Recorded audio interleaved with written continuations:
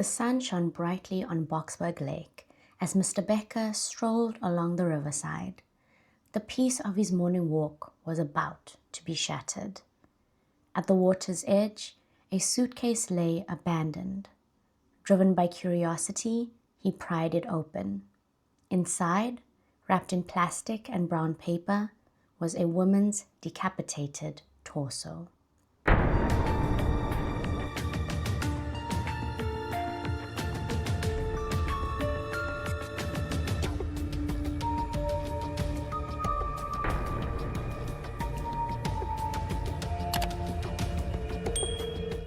Welcome back to Murder and Mystery Mzansi. I'm Savannah, and if you're new here, this is the channel where we talk about South Africa's most interesting murder and mystery stories. Please like, follow, subscribe, and if you've subscribed, remember to turn on your notifications so you don't miss a thing. This channel discusses real crimes, stories, and sensitive topics. The views expressed are of my own and do not reflect the views of those involved. Viewer discretion is advised. Today's episode starts with a single horrific suitcase and a victim with no name. Her remains scattered across Johannesburg. For 4 years, she was known only as Jane Doe and her killer unknown. This is the story of how a Jane Doe finally got her identity back and how her killer was found hiding years after the crime. This is episode 4, the Boksburg Lake murder.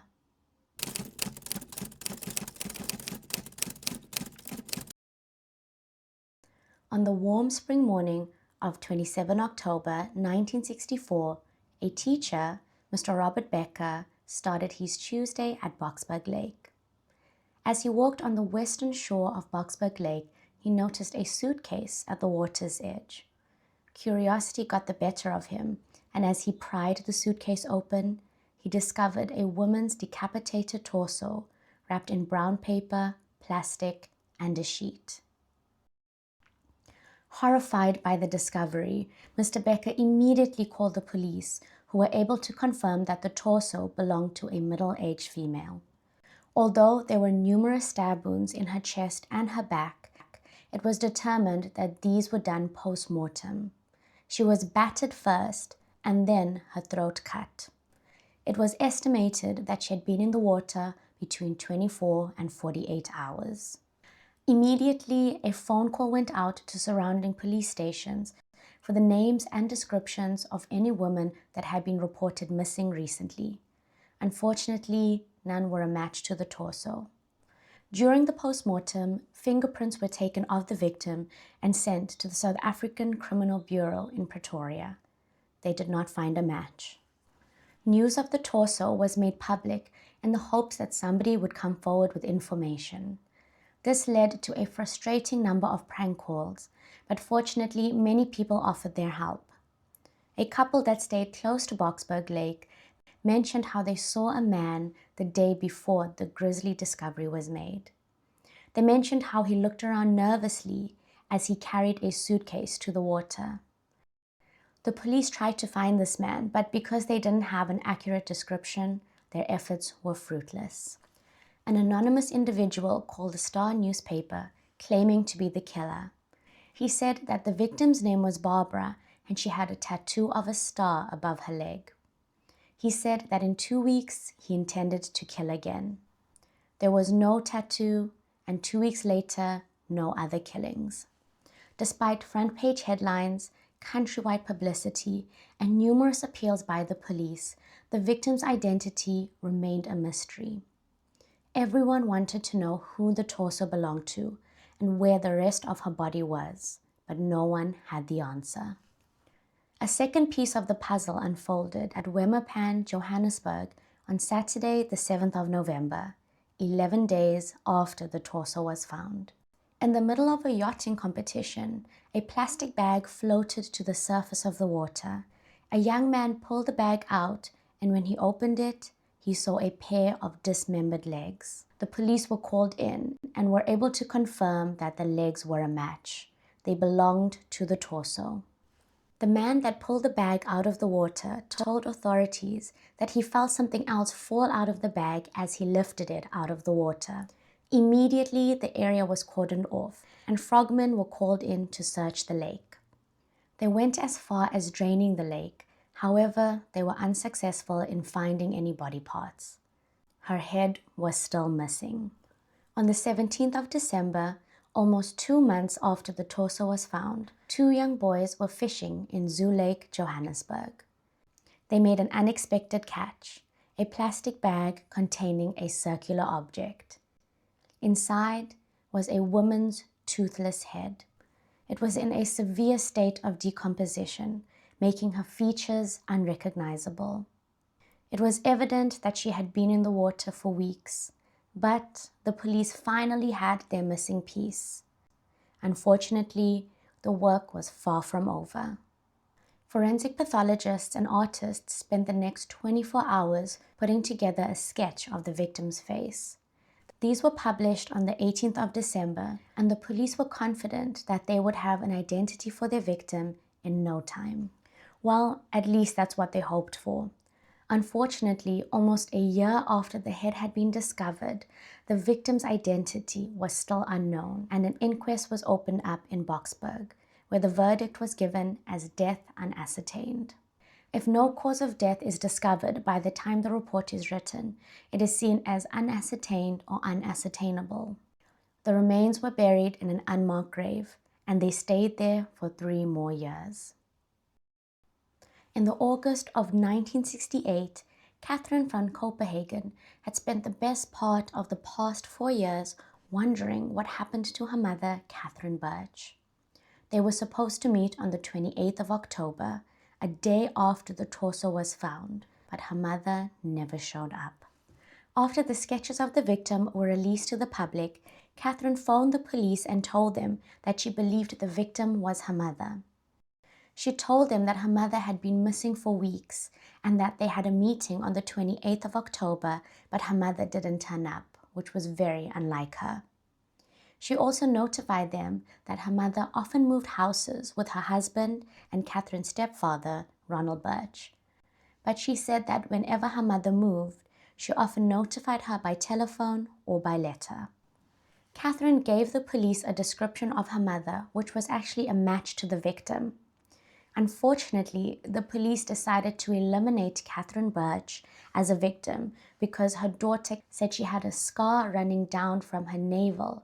The torso they had found had been ripped in the exact same spot that Catherine described, leaving no scar behind.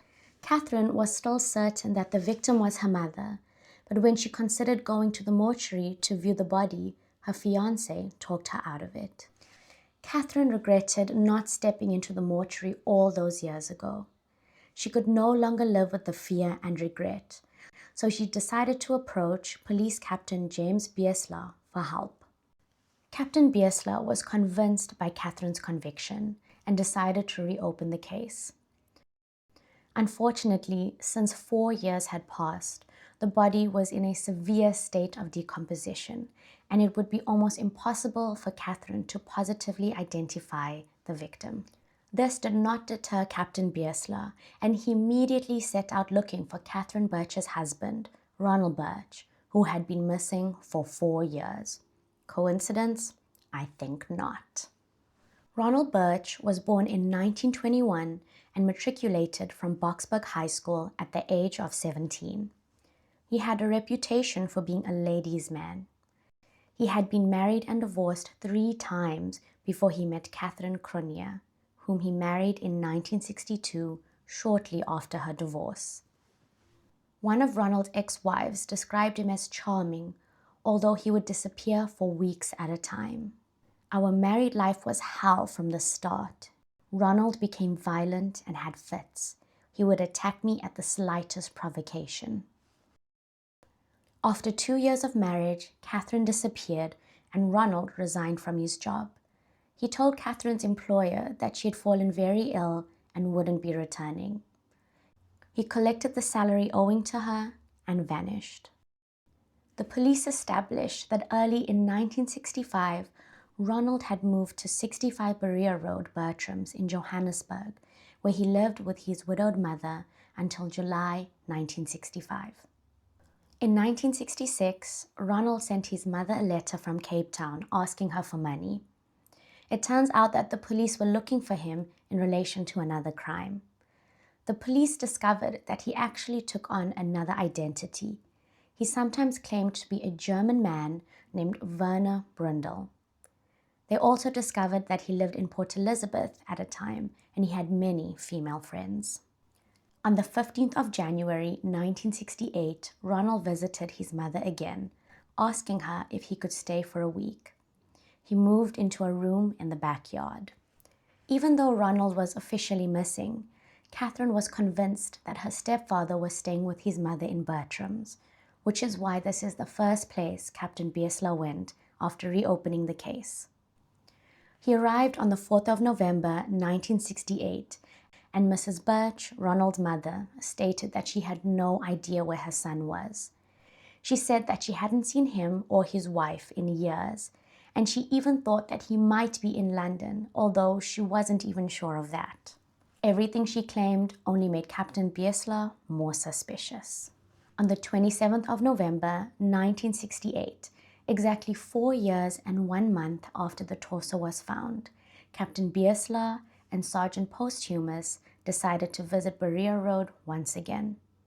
Mrs. Birch wasn't at home, so the two detectives decided to interview her neighbors.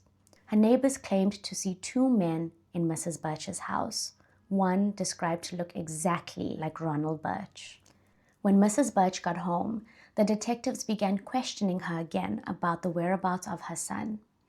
She admitted that she had actually seen him 3 months ago, but she hadn't seen him since. The detectives continued questioning her, and she suddenly became very agitated, and she asked them to leave. When they refused to leave, she offered them some tea and asked them again politely if they could leave so she could do some chores. Captain Biesler had enough of her time wasting and told her that they were going to start searching the house, starting with the room in her backyard. Mrs. Birch turned pale.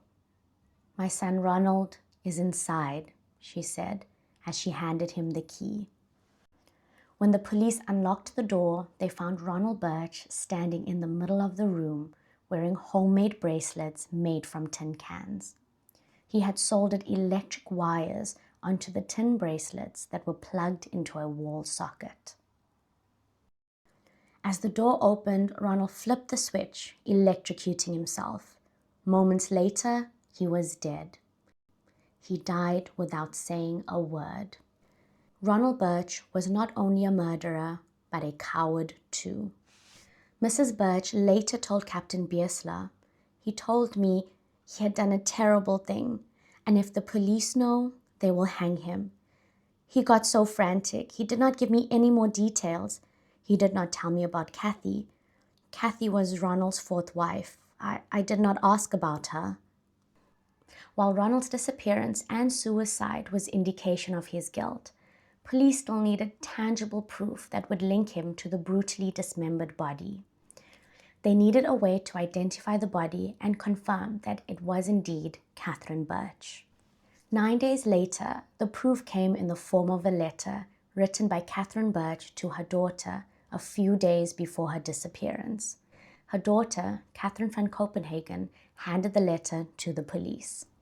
An expert in the police fingerprinting bureau was able to find a fingerprint on the letter and positively match it to the one on the torso.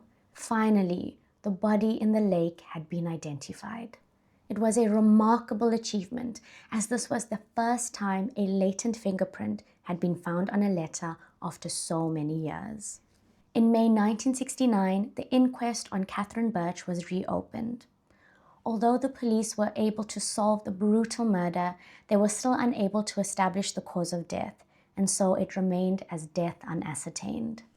After Ronald's death, the police went to Groot Drakenstein apartment blocks, where Ronald and Catherine lived. They spoke to a cleaner who said he vividly remembers cleaning splurges of blood from the balcony in 1964. He said he reported it to the supervisor, but when the police spoke to the supervisor, he denied this. While the courts could never formally convict Ronald Birch, his desperate final act in the backyard spoke volumes. For Catherine van Copenhagen, the fingerprint on that letter was the final key that unlocked a prison of doubt.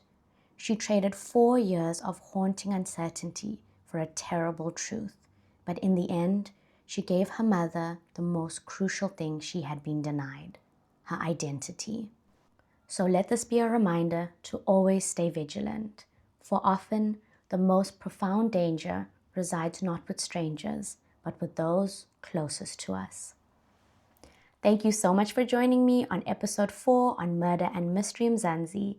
Take care, and I'll see you all for episode 5.